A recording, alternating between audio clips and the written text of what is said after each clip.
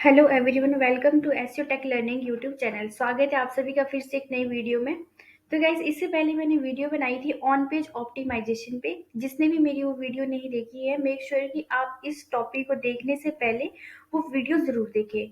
जिसने भी वो वीडियो नहीं देखी है उसके लिए मैं लिंक डिस्क्रिप्शन में डाल दूंगी। आपको वो जल्दी वहाँ जाना है और लिंक को ओपन करके मेरी वो वीडियो ज़रूर देखनी है। तो गाइज, आज की वीडियो में जो हमारे पास मेन टॉपिक रहेगा वो रहेगा कि हमें वेबसाइट के लिए किस तरह से एक बेटर लेआउट लेना है और हमने अपनी वेबसाइट को किस तरह से एसईओ फ्रेंडली बनाना है। तो गाइज देखिए कि आज आपको जैसे पता ही है कि डिजिटल युग है। जितने भी लोग हैं, मैक्सिमम लोग अपनी बिजनेस को ऑनलाइन सेट कर रहे हैं, लेकिन उसमें से भी कुछ लोग हैं जिनको ये पता नहीं है कि जो हमने वेबसाइट तो क्रिएट कर ली है कि ये एसईओ फ्रेंडली है या नहीं। ठीक है, अगर आपकी वेबसाइट एसईओ फ्रेंडली नहीं होगी तो वो गूगल पर अच्छी पोजीशन पर रैंक नहीं कर पाएगी। ठीक है, सपोज दैट के लिए कि अगर आपने भी कोई अपनी वेबसाइट बना ली है लेकिन आपकी साइट पे कोई ट्रैफिक नहीं आ रहा है या कम आ रहा है, तो इसका रीजन हो सकता है कि जो आपकी वेबसाइट है वो एसईओ फ्रेंडली नहीं है। आप जब भी वेबसाइट को बनाएं तो सर्च इंजन को ध्यान में रखकर ही उसे डिजाइन करवाना चाहिए।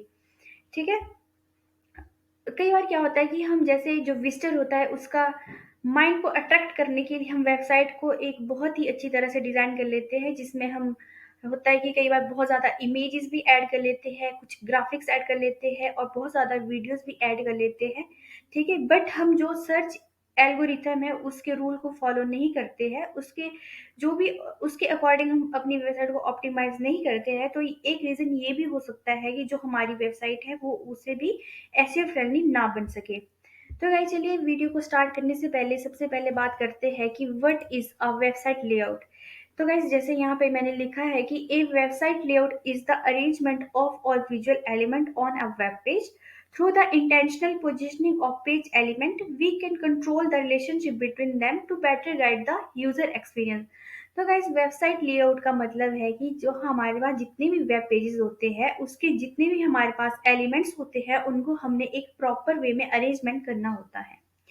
ठीक है, जैसे कि इसका मतलब हो सकता है कि जो आपकी वेबसाइट के वेब पेज में आपकी कोई इमेज हो सकती है या कोई आपकी वीडियो हो सकती है और साथ ही में जो कंटेंट होगा उसको एक प्रॉपर वे में हमें अरेंज करना होता है।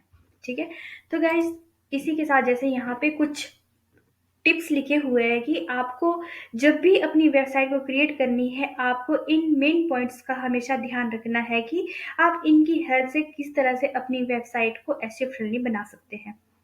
तो गाइस, जैसे यहाँ देख रहे होंगे आपके सबसे पहला आपको पॉइंट दिख रहा है, वो है क्रिएट इजी नेविगेशन। ठीक है, अगर आप कोई भी वेबसाइट क्रिएट करते हो तो आपने उसका जो नेविगेशन बार है वो आपको इजी रखना है, बिल्कुल नीट एंड क्लीन बनाना है, जिससे कि कोई विजिटर आए आपकी वेबसाइट पे और जो उसको इन्फॉर्मेशन चाहिए वो उसको इजीली मिल सके। ये ना हो कि अगर आपने अपना जो वेब पेज का जो आपने नेविगेशन रखा है वहाँ पे कोई विजिटर आए और वहाँ पे कंफ्यूज हो जाए कि ये क्या वेबसाइट है, कि मुझे जो इन्फॉर्मेशन लेनी है वो तो नहीं मिल रही है। तो गाइस, जैसे एक एग्जांपल देखते हैं, यहाँ पे मैंने ये न्यूज़ से रिलेटेड वेबसाइट ली है। तो आप इसका नेविगेशन बार देख सकते हो कि इन्होंने बिल्कुल ब्लैक और वाइट से इसको बनाया है कि कोई भी विजिटर आ रहा है एकदम से देखो हमें सामने ही पता चल रहा है कि इसका ये नेविगेशन बार है और इसकी क्या क्या सर्विसेज है। ठीक है, कि अगर हम यहाँ पे क्लिक करेंगे तो इसे इस फैशन से रिलेटेड हमें क्या क्या चीज़ जो है हमें मिल जाएगी। जैसे आप यहाँ पे क्लिक करोगे, देन उसके बाद सपोज दैट टेक्निकल पे, ट्रैवल पे, ठीक है, इसी तरह से जो भी यहाँ पे पेजेस दिख रहे हैं। तो गाइज, उसके बाद जो हमारे पास सेकंड पॉइंट है वो है easy to read content. Means कि आप जो भी वेबसाइट बनाते हो उसका आपने जो भी कंटेंट लिखोगे वो आपने हमेशा कंटेंट लिखना है वो आपका यूजर के लिए बिल्कुल ऐसे फ्रेंडली होना चाहिए, जो यूजर के होगा उसके लिए एक वैल्यूएबल इंफॉर्मेशन होनी चाहिए। और आपका जो कंटेंट है उसका फॉन्ट स्टाइल और जो साइज होगा वो भी हमेशा सेम सा होना चाहिए। जो भी आपका कंटेंट होगा उसमें आपको हमेशा H1 H2 H3 आपको हमेशा डिफाइन करते हैं कि जिसे पता चल जाए कि आपकी जो ये टॉपिक है इसका जो मेन हेडिंग है वो क्या रहेगी। ठीक है, और उसके बाद है हमारे पास साइट स्पीड। तो कभी कभी क्या होता है कि जो वेबसाइट में हम जैसे उसको ज़्यादा अट्रैक्टिव बनाने के लिए हम ज़्यादा इमेजेस और ग्राफिक का यूज़ कर लेते हैं, ठीक है, तो इससे क्या होगा कि जो वेबसाइट होगी उसकी स्पीड ऑटोमेटिकली आपकी कम हो जाएगी। कुछ इमेजेस या कुछ वीडियो लोडिंग में बहुत ज़्यादा टाइम लेगी तो उसका इफेक्ट आपकी वेबसाइट पे भी ज़रूर पड़ेगा। तो ठीक है, इससे क्या होगा कि जो आपकी वेबसाइट होगी वो उसको क्रॉल करना छोड़ देगा, जिससे आपकी वेबसाइट जो सर्च इंजन के लिए एक अच्छा रैंक नहीं कर पाएगी। ठीक है, तो आपको इस चीज़ का भी ध्यान रखना है। देन उसके बाद है वेबसाइट स्ट्रक्चर।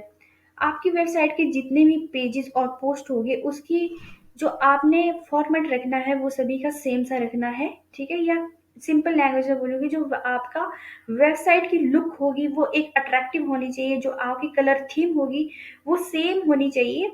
ठीक है, और आपका जो नेविगेशन बार है वो भी सभी पेजेस में आपका सेम होना चाहिए, जिससे आपकी जो साइट है वो सर्च इंजन फ्रेंडली बन जाती है। ठीक है, एग्जाम्पल के लिए आप यहाँ पे देख सकते हो कि इन्होंने देखिए किस तरह से वेबसाइट का स्ट्रक्चर रखा हुआ है। कंटेंट बिल्कुल सेम रखा है, ये नहीं है कि कहीं पे कंटेंट आपका कोई फॉन्ट कोई और लिया हुआ है और यहाँ पे कोई और सेम सा आपका फॉन्ट लिया हुआ है और H1 H2 आपके यहाँ पे डिफाइन किए हुए हैं। तो देख सकते हैं इसमें देख के ही पता चल रहा है कि यहाँ पे कोई टॉपिक है जिसमें लिखा है कि 10 best water parks in the entire world you have to visit. ठीक है, तो यहाँ पे ब्लॉग लिखा है, अगर आप इस पर क्लिक करोगे तो आपको इससे रिलेटेड इंफॉर्मेशन यहाँ पे मिल जाएगी। देन गाइस आपके पास उसके बाद ऑप्शन है एव द फोल्ड कंटेंट एरिया। मतलब कि जो आपकी वेब पेज पे सबसे इम्पोर्टेंट इंफॉर्मेशन होती है वो फोल्ड के ऊपर आपको दिखाई देती है। ठीक है, इसका मतलब है कि जो भी विजिटर आपकी वेबसाइट पर आता है वो स्क्रॉल बार का यूज ना करके, बल्कि उसको जो भी इम्पोर्टेंट इंफॉर्मेशन होती है वो उसको सामने ही दिखाई देती है। जैसे आप इस वीडियो में इस यहाँ पे इस स्क्रीन में देख सकते हो कि जैसे ये हमारे पास ये कंटेंट वाला एरिया है। ठीक है, तो जो यहाँ पे ऊपर ये इमेजेस या ये स्लाइड्स यहाँ पे यूज करे हैं इसका मतलब है कि एव द फोल्ड कंटेंट एरिया। ठीक है, तो यहाँ पे जैसे ये स्लाइड देखें, 3 स्लाइडर यहाँ पे यूज किए हैं। अगर कोई विजिटर आता है उसको जैसे इंफॉर्मेशन यहाँ पे लेनी है कि ठीक है कि ये जैसे किस चीज़ से रिलेटेड है, तो यहाँ पे उसको इंफॉर्मेशन मिल सकती है, तो वो यहीं पे क्लिक करेगा और जो उसकी इंफॉर्मेशन थी वो उसको मिल चुकी है।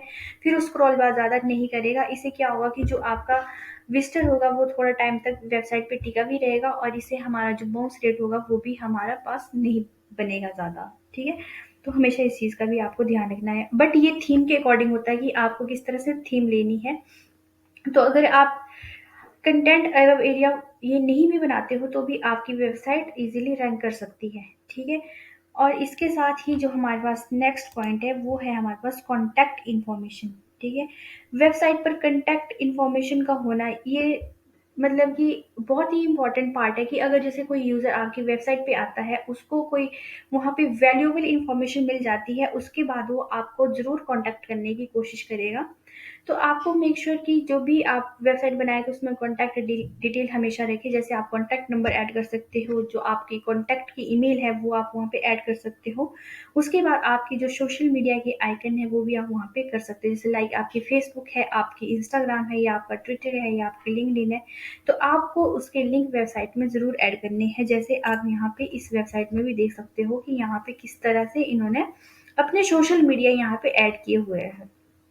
ठीक है, तो आपको हमेशा ये आइकन्स हमेशा हेडर में ही रखने की कोशिश करें। ठीक है, देन उसके बाद है हमारे पास मेटा डाटा। ठीक है, वेबसाइट के जितने भी पेजेस होंगे उनके हर पेज का आपको यूनिक टाइटल और यूनिक डिस्क्रिप्शन क्रिएट करना है।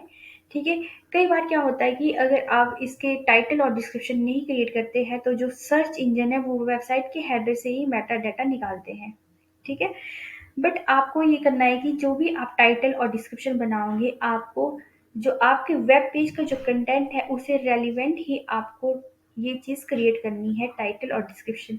और हमेशा आपको जो टाइटल है वो 60 करैक्टर में लेना है और आपको जो डिस्क्रिप्शन है वो आपको 160 करैक्टर तक ही लेनी है। देन उसके बाद है हमारे पास टारगेटेड कीवर्ड। वेबसाइट के पेज कंटेंट से ही आपको कीवर्ड लेने हैं कि जैसे आप देखोगे कि अगर जैसे आपने किसी टूल के थ्रू भी आप कंटेंट को जनरेट करते हैं तो सर्च इंजन का जो बोट है इसको समझ आता है, जिससे आपकी वेबसाइट सर्च इंजन फ्रेंडली नहीं हो पाती है। तो आपको हमेशा जो भी आपका वेब पेज में जो भी कंटेंट हो, रेलिवेंट कंटेंट हो, आपको उसके अकॉर्डिंग कीवर्ड लेना है। ठीक है, तो इससे क्या होगा कि जैसे अगर किसी बंदे ने पर्टिकुलर उसी कीवर्ड से रिलेटेड गूगल पे कुछ भी टाइप किया है, तो इसे आपकी वेबसाइट पे भी ट्रैफिक आ सकता है। ठीक है? तो मेक श्योर कि आपको ये इस वीडियो में समझ आ गया होगा कि हम किस तरह से अपनी वेबसाइट को एसईओ फ्रेंडली बना सकते हैं और जो वेबसाइट का लेआउट है वो कैसा होना चाहिए। ठीक है? जिससे आपकी जो साइट है वो इजीली गूगल पे अच्छी पोजीशन पर रैंक कर सके। तो गाइस जैसे यहाँ पे मैंने एक एग्जांपल लिया हुआ है कि अगर आपकी जो वेबसाइट है उसका बैड लेआउट कैसा हो सकता है। तो जैसे एग्जांपल के लिए यहाँ पे ये इमेज है, ठीक है? इसमें देखिए जो नेविगेशन बार है वो यहाँ पे बनाया है कि इसमें थोड़ा-सा ये हो जाएगा कि कोई अगर यूज़र आता है, वो इस वेबसाइट पे जाता है तो वो एकदम से हसल हो जाएगा कि यार जो मुझे इन्फॉर्मेशन चाहिए वो तो मुझे नहीं मिल रही है, वो यहाँ पे आएगा और आपकी वेबसाइट को तुरंत छोड़ देगा। तो इससे क्या होगा, आपकी जो वेबसाइट है उस पे बाउंस रेट क्रिएट होएगा। ठीक है? तो आपको हमेशा ध्यान रखना है कि जो भी आपको नेविगेशन बार बनाना है वो बिल्कुल नीट एंड क्लीन बनाना है और इतनी कलरफुल आपको वेबसाइट नहीं बनानी है। कई बार क्या होता है कि आप जितनी ज़्यादा कलरफुल आप वेबसाइट बनाते हो तो गूगल का सर्च इंजन और जो गूगल एडसन है वो उसको अप्रूवल में दिक्कत क्रिएट कर सकती है। तो आपको ऐसी चीज़ों से बचना है। जब भी आपको नेविगेशन बार बनाना है या कंटेंट बनाना है तो वो ईजी टू रीड होना चाहिए कि जो भी आए और एकदम से आपकी वेबसाइट पर आए और जो भी उसको इन्फॉर्मेशन चाहिए वो वहाँ पे क्लिक करे और उसको इन्फॉर्मेशन मिल सके। ठीक है? तो गाइज़ इसी के साथ मैं आपको नेक्स्ट वीडियो में बताऊँगी कि जो हमारी वेबसाइट के लिए टाइटल और डिस्क्रिप्शन रखने हैं वो आपको किस तरह से आपको क्रिएट करने हैं। ठीक है? उसकी लेंथ कितनी होनी चाहिए, ठीक है? और उसका प्रॉपर वे कैसा होगा लिखने का कि आपको टाइटल और डिस्क्रिप्शन में जो आपके टारगेटेड कीवर्ड है उसको किस तरह से हमने इसमें इंक्लूड करना है। तो गाइज़ आपको वीडियो ज़रूर ये पसंद आई होगी कि इसमें किस तरह से हमने वेबसाइट का बेटर लेआउट रखना है। अगर साथ ही में अगर आपने अभी तक भी मेरे चैनल को सब्सक्राइब नहीं किया है तो कृपया करके मेरे चैनल को ज़रूर सब्सक्राइब कीजिए ताकि मैं आपके लिए ऐसी ही अमेज़िंग वीडियो ला सकूँ और साथ ही मैं अपने फ्रेंड्स को भी मेरे इस वीडियो का लिंक ज़रूर शेयर कीजिएगा ताकि वो भी समझ सके कि जो वेबसाइट का लेआउट है वो हमें किस तरीके से रखना है और साथ ही में बेल आइकन को दबाना भी ना भूलें ताकि मैं नई वीडियो जब भी अपलोड करूँ तो उसकी नोटिफिकेशन आपको मिल सके। And guys thanks for watching.